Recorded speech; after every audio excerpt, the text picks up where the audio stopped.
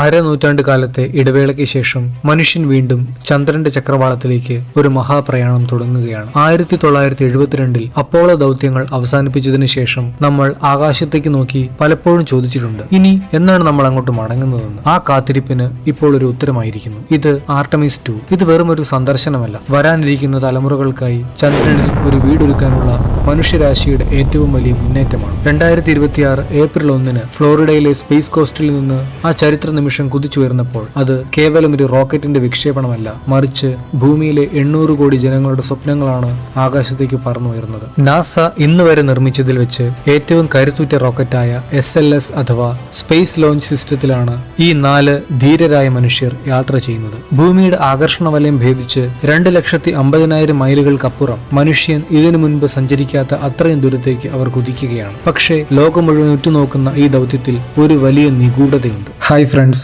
This is Justin. Welcome to learn and live it. എന്താണ് ഇത്രയും പണം ചിലവാക്കി ഇത്ര ദൂരം സഞ്ചരിച്ചിട്ടും നമ്മൾ ഇത്തവണ ചന്ദ്രന്റെ ഉപരിതലത്തിൽ കാലുകുത്താത്തത്?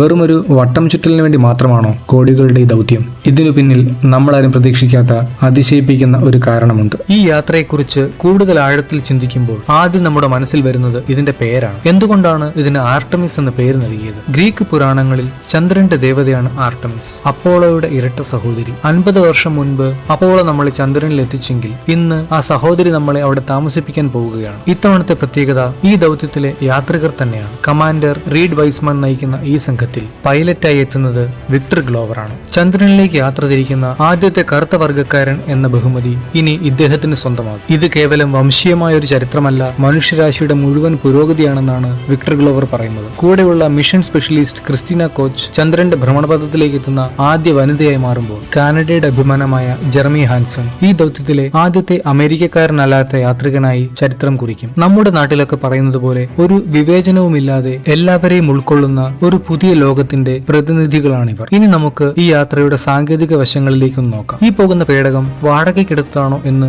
ആരെങ്കിലും സംശയിക്കുന്നുണ്ടെങ്കിൽ തെറ്റി. നാസ കഴിഞ്ഞ 20 വർഷത്തിലേറെ സമയമെടുത്ത് വികസിപ്പിച്ചെടുത്ത ഓറിയോൺ എന്ന അത്യാധുനിക പേടകത്തിലാണ് ഈ യാത്ര. എന്നാൽ യാത്രികർ സ്നേഹപൂർവ്വം ഈ പേടകത്തിന് മറ്റൊരു പേര് നൽകിയിട്ടുണ്ട്: ഇന്റഗ്രിറ്റി. വിശ്വാസം, ബഹുമാനം എന്നീ മൂല്യങ്ങളെ സൂചിപ്പിക്കുന്ന ഈ പേര് 3 ലക്ഷത്തിലധികം ഭാഗങ്ങൾ കൂട്ടിച്ചേർത്ത് നിർമ്മിച്ച ഈ സങ്കീർണമായ വാഹനത്തിന് ഏറ്റവും അനുയോജ്യമാണ്. ഇതിനുള്ളിൽ ഒരു അത്യാധുനിക ടോയ്ലറ്റ് സൗകര്യം മുതൽ ലേസർ ഉപയോഗിച്ച് അതിവേഗത്തിൽ വിവരങ്ങൾ കൈമാറാനുള്ള O2O സാങ്കേതിക വിദ്യ വരെ ഒരുക്കിയിട്ടുണ്ട്. ഈ പേടകം ചന്ദ്രനെ ചുറ്റി വരുമ്പോൾ നേരിടാൻ പോകുന്ന പ്രതിസന്ധികൾ വിവരണാതീതമാണ്. യാത്രയുടെ 6ാം ദിവസം അവർ ചന്ദ്രന്റെ മറുവശത്തെത്തി. അവിടെയാണ് യഥാർത്ഥ പരീക്ഷണം തുടങ്ങിയത്. ലോകത്ത് ആരും കാണാത്ത ആ ദൃശ്യങ്ങൾ അവർ നേരിൽ കണ്ടു. ഭൂമിയുമായുള്ള എല്ലാ ബന്ധങ്ങളും ഏകദേശം 40 മിനിറ്റത്തേക്ക് മുറിഞ്ഞു പോകുന്ന ആ നിമിഷം അവർ പ്രപഞ്ചത്തിൽ തീർത്തും ഒറ്റപ്പെട്ടതുപോലെയായി. ഈ നിശബ്ദതയുടെ 40 മിനിറ്റുകൾക്കിടയിൽ ആ പേടകത്തിനുള്ളിൽ നടന്നത് ശാസ്ത്ര ലോകത്തെ ഞെട്ടിച്ച ചില സംഭവങ്ങളാണ്. ആരും കാണാത്ത ചന്ദ്രന്റെ മറുപുറത്തെ ഇരുളിൽ അവർ കണ്ടത് എന്തായിരുന്നു?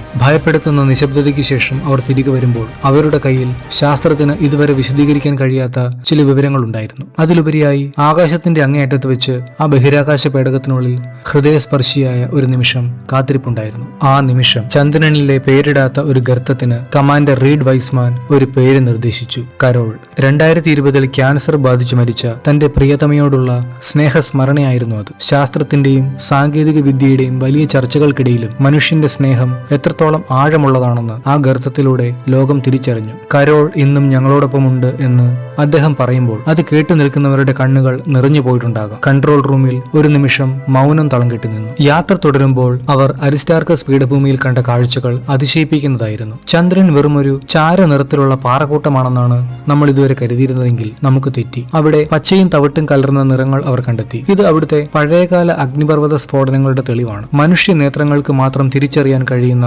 ചന്ദ്രന്റെ യഥാർത്ഥ നിറങ്ങൾ അവർ നമുക്ക് വിവരിച്ചു തന്നു. ഇതിനിടയിലാണ് ആർട്ടമിസ് ദൗത്യത്തിന്റെ ഗതി തന്നെ മാറ്റുന്ന മറ്റൊരു വാർത്ത വരുന്നത്. ചന്ദ്രന്റെ ഭ്രമണപഥത്തിൽ സ്ഥാപിക്കാനിടുന്ന ലൂണാർ ഗേറ്റ്വേ എന്ന വലിയ സ്പേസ് സ്റ്റേഷൻ പദ്ധതി നാസ താൽക്കാലികമായി റദ്ദാക്കിയിരിക്കുകയാണ്. കോടിക്കണക്കിന് ഡോളറും വർഷങ്ങളുടെ പ്രയത്നവും പിന്നിലുള്ള ഈ പദ്ധതി പെട്ടെന്ന് മാറ്റിവെക്കാൻ നാസയെ പ്രേരിപ്പിച്ച ആ വലിയ രഹസ്യം എന്താണ്? ചന്ദ്രനെ ചുറ്റുന്ന ഒരു സ്റ്റേഷനേക്കാൾ വലുതായി നാസ ഇപ്പോൾ എന്താണ് ലക്ഷ്യം വയ്ക്കുന്നത്? ഈ തീരുമാനം ഭാവിയിലെ നമ്മുടെ ചൊവ്വ ദൗത്യങ്ങളെ എങ്ങനെ ബാധിക്കും? നാസയുടെ ലക്ഷ്യം ഇപ്പോൾ വളരെ വ്യക്തമാണ്. ചന്ദ്രന്റെ ഭ്രമണപഥത്തിൽ സമയം കളയാതെ നേരിട്ട് ചന്ദ്രോപരിതലത്തിൽ ഒരു ബേസ് ക്യാമ്പ് നിർമ്മിക്കുക എന്നതാണ് അവരുടെ പ്ലാൻ. അവിടെ മനുഷ്യന് താമസിക്കാനും ഗവേഷണങ്ങൾ നടത്താനും സാധിക്കുന്ന ഒരു വലിയ കേന്ദ്രം. നമ്മൾ നോക്കുന്നത് നമ്മുടെ ഭാവിയിലേക്കാണെന്ന് ഡോക്ടർ ലോറി ഗ്ലേസ് യാത്രികരെ ഓർമ്മിപ്പിച്ചത് വെറുതെയല്ല. ചന്ദ്രൻ വെറും ഒരു ലക്ഷ്യമല്ല, മറിച്ച് അതൊരു ട്രെയിനിങ് ഗ്രൗണ്ടാണ്. അവിടെ നിന്ന് വേണം നമുക്ക് ചൊവ്വയിലേക്ക് കുതിക്കാൻ. മനുഷ്യൻ 2 ഗ്രഹങ്ങളിൽ ജീവിക്കുന്ന ഒരു കാലഘട്ടത്തിന്റെ ആദ്യ ചുവടുവെപ്പാണ് ആർടെമിസ് 2. 10 ദിവസത്തെ ഈ അവിസ്മരണീയമായ യാത്രയ്ക്ക് ശേഷം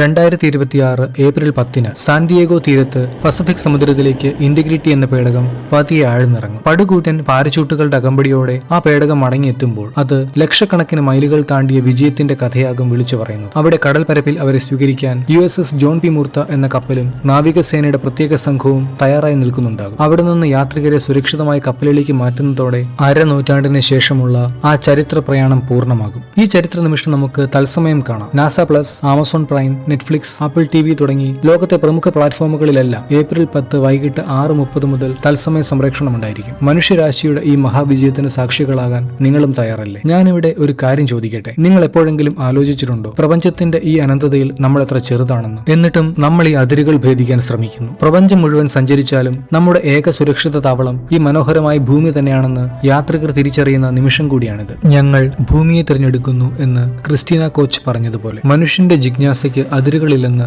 ഈ ദൗത്യം വീണ്ടും തെളിയിക്കുന്നു. ഈ യാത്ര ഇവിടെ അവസാനിക്കുന്നില്ല. ചന്ദ്രന്റെ മറുപുറത്ത് ആ ധീരരായ മനുഷ്യർ കണ്ട കാഴ്ചകൾ മനുഷ്യരാശിയുടെ പുതിയൊരു അധ്യായത്തിന്റെ തുടക്കം മാത്രമാണ്. ആർടെമിസ് 2 ഒരു പരീക്ഷണമാണ്. അവർ ചന്ദ്രനിൽ ഇറങ്ങുന്നില്ലായിരിക്കാം, പക്ഷേ ആർടെമിസ് 3 മനുഷ്യൻ ചന്ദ്രനിൽ കാലുകുത്താനുള്ള വഴിയൊരുക്കുന്നത് ഇവരുടെ ഈ 10 ദിവസത്തെ പരീക്ഷണങ്ങളാണ്. ഓരോ മനുഷ്യനും അഭിമാനത്തോടെ നോക്കി നിൽക്കേണ്ട ഒരു നിമിഷമാണിത്. കാരണം അറിവിന്റെ യാത്രയിൽ നമ്മളും അവരോടൊപ്പമുണ്ട്. ഈ ദൗത്യത്തെക്കുറിച്ചും ചന്ദ്രനിൽ മനുഷ്യൻ താമസിക്കുന്നതിനെക്കുറിച്ചും നിങ്ങളുടെ അഭിപ്രായം എന്താണ്? ചന്ദ്രനിൽ ഇന്ത്യക്കും ഒരു സെറ്റിൽമെന്റ് വേണം എന്ന് നിങ്ങൾ ആഗ്രഹിക്കുന്നുണ്ടോ? കമന്റ് ബോക്സിൽ നിങ്ങളുടെ ചിന്തകൾ പങ്കുവയ്ക്കൂ. നിങ്ങളുടെ ഓരോ കമന്റും പുതിയ ചർച്ചകൾക്ക് വഴി തുറക്കും. ഈ വീഡിയോ നിങ്ങൾക്ക് ഉപകാരപ്രദമായി എന്ന് തോന്നുകയാണെങ്കിൽ നിങ്ങളുടെ സുഹൃത്തുക്കൾക്കും ഷെയർ ചെയ്യുക. ഇതുപോലുള്ള കൂടുതൽ വീഡിയോകൾക്കായി learn and live channel subscribe ചെയ്യാൻ മറക്കരുത്. മറ്റൊരു ഇൻട്രസ്റ്റിംഗ് വീഡിയോയുമായി വീണ്ടും കാണാം. Thanks for watching. Welcome to Learn and Live It, where learning meets life.